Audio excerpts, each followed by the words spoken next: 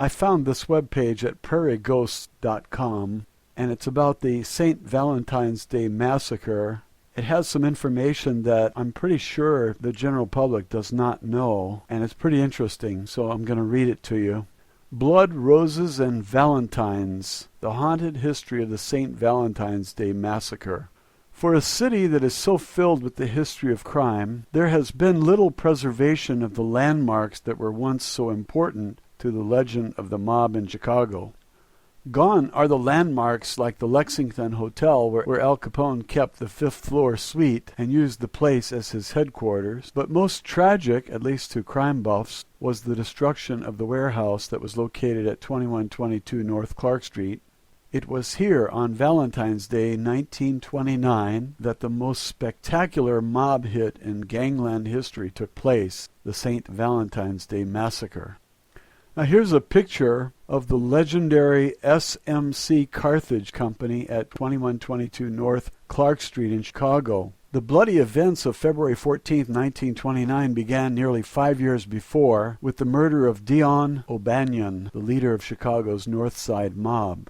At that time, control of bootleg liquor in the city raged back and forth between the North Siders, run by O'Banion, and the South Side outfit, which was controlled by Johnny Torrio and his henchman, Al Capone. In November 1924, Torrio ordered the assassination of O'Banion and started an all-out war in the city.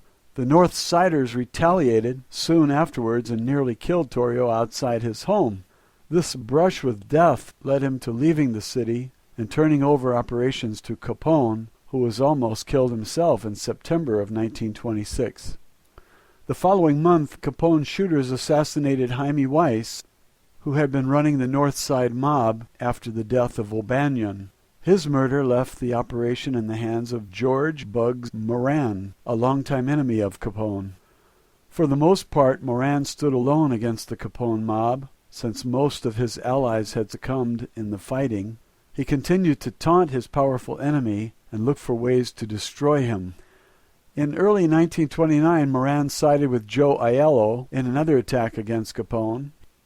He and Aiello reportedly gunned down Pasquiliano Lolordo, one of Capone's men, and Capone vowed that he would have him wiped out on February 14th.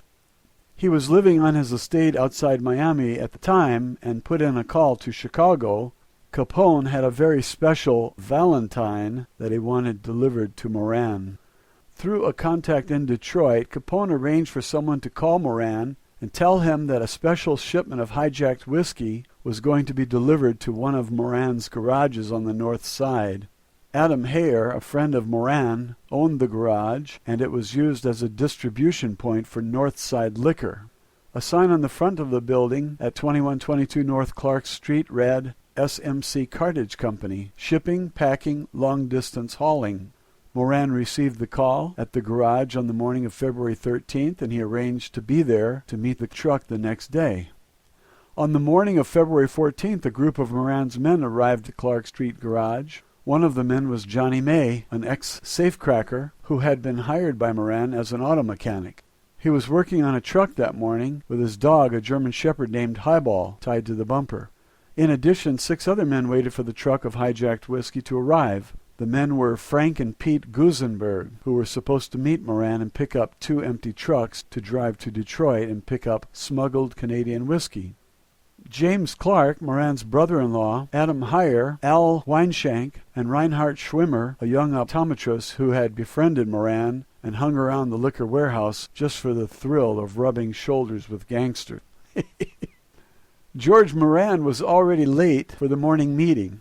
He was due to arrive at 10:30 but didn't even leave for the rendezvous in the company of Willie Marks and Ted Newberry until several minutes after that. As the 7 men waited inside of the warehouse, they had no idea that a police car had pulled up outside, or that Moran had spotted the car as he was driving south on Clark Street, and rather than deal with what he believed was a shakedown, stopped at the next corner for a cup of coffee. 5 men got out of the police car, 2 of them in uniforms, and 3 in civilian clothing. They entered the building, and a few moments later, the clatter of machine gun fire broke the stillness of the snowy morning. Soon after, 5 figures emerged, and they drove away. May's dog inside the warehouse began barking and howling. The landlady in the next building, Mrs. Jeanette Landesman, was bothered by the sound of the dog, and she sent one of her boarders, C.L. McAllister, to the garage to see what was going on. He came out 2 minutes later, his face a pale white color. He ran frantically up the stairs to beg Mrs. Landesman to call the police. He cried that the garage was full of dead men. The police were quickly summoned, and on entering the garage were stunned by the carnage. Moran's men had been lined up against the rear wall of the garage and had been sprayed with machine guns. Pete Gusenberg had died kneeling, slumped over a chair. James Clark had fallen on his face, with half of his head blown away, and Hare, Schwimmer, Weinshank, and May were thrown lifeless onto their backs. Only one of the men survived the slaughter, and he lived only a few hours, Frank Gusenberg. Frank Gusenberg had crawled from the blood-sprayed wall where he had fallen and dragged himself into the middle of the dirty floor. He was rushed to the Alexian Brothers Hospital, barely hanging on. Police Sergeant Clarence Sweeney, who had grown up on the same street as Gusenberg, leaned down close to Frank and asked who had shot him. "No one shot me. No one. Nobody shot me," he groaned, and he died later that night. The death toll of the massacre stood at 7, but the killers had missed Moran. When the police contacted him later and told him what had happened at the garage, he raved like a madman. To the newspapers, Moran targeted Capone as ordering the hit. The authorities claimed to be baffled, though, since Capone was in Florida at the time of the massacre. When he was asked to comment on the news, Capone stated, "The only man who kills like that is Bugs Moran." At the same time, Moran was proclaiming that only Capone kills guys like that, and Moran was undoubtedly right. The murders broke the power of the North Side Gang, and while there have been many claims as to who the actual shooters were that day, most likely they included John Scalise, Albert Anselmi, and Machine Gun Jack McGurn, all of whom were some of Capone's most trusted men. All three men, along with Joseph Giunta, were arrested, but McGurn had an alibi, and Scalise and Giunta were killed before they could be tried. The St. Valentine's Day Massacre marked the end of any significant gang opposition to Capone, but it was also the act that finally began the decline of Capone's criminal empire. He had just gone too far, and the authorities, and even Capone's adoring public, were ready to put an end to the bootleg wars. Perhaps the strangest bit of history in regards to the massacre involved the fact that Capone had not seen the last of one of the men killed on that fateful day.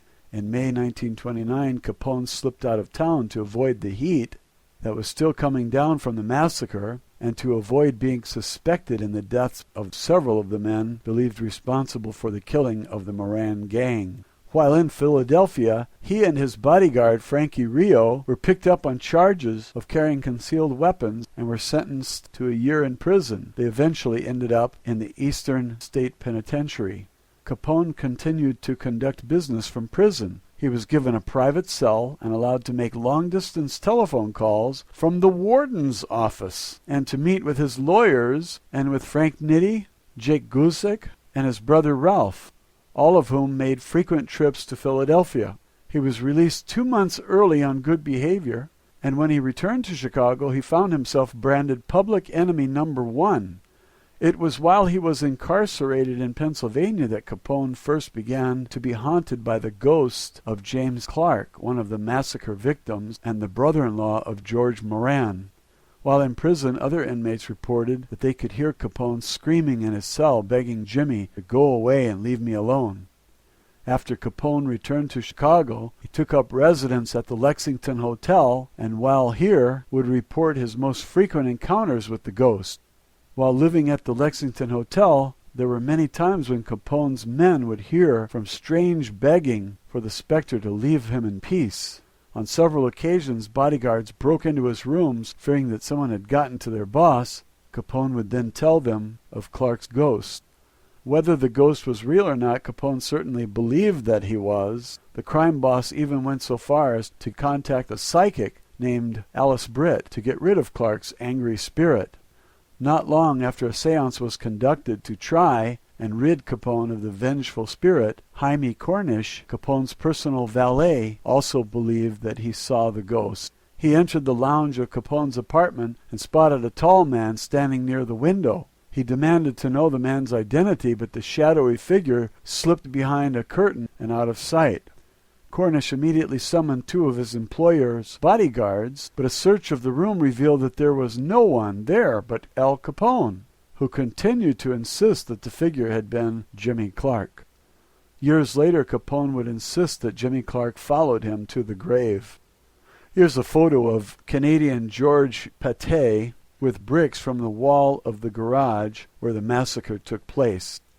And here's a picture. It says, one of the bricks from the massacre authenticated to be from the wall where the murders occurred. Over the years, other bricks have turned up that were allegedly taken from the warehouse. According to stories, they are cursed. Chicago, in its own style, memorialized the warehouse on Clark Street. The place became a tourist attraction, and the newspapers even printed the photos of the corpses upside down so that readers would not have to turn their papers around to identify the bodies. In 1949, the front portion of SMC Garage was turned into an antique furniture storage business by a couple who had no idea of the building's bloody past. They soon found that the place was visited much more by tourists and curiosity seekers than by customers, and eventually closed their business. In 1967, the building was demolished. However, the bricks from the bullet-marked rear wall were purchased and saved by a Canadian businessman. In 1972, he opened a nightclub with a Roaring Twenties theme and rebuilt the wall for some strange reason in the men's restroom. 3 nights each week, women were allowed to peek inside at this macabre attraction. The club continued to operate for a few years, and when it closed, the owner placed the 417 bricks into storage. He then offered them for sale with a written account of the massacre. He sold the bricks for $1,000 each, but soon found that he was getting back as many as he sold. It seemed that anyone who bought one of the bricks was suddenly stricken with bad luck in the form of illness, financial ruin, divorce, and even death. According to the stories, the bricks themselves had somehow been infested with the powerful negative energy of the massacre. Whatever became of the rest of the bricks is unknown, or that's what the legend says. In recent years, other bricks have emerged that claim to have come from the wall. These were not bricks purchased from Pate, but were smuggled out of the lot by construction workers and curiosity seekers. It was said that these bricks come from the legends of misfortune and bad luck. Are these bricks authentic? The owners say they are, but you have to judge for yourself. Whatever the legend of the bricks themselves, and whether or not they have somehow been haunted by what happened, there is little doubt about the site on Clark Street itself. Even today, people walking along the street at night have reported the sounds of screams and machine guns as they pass the site.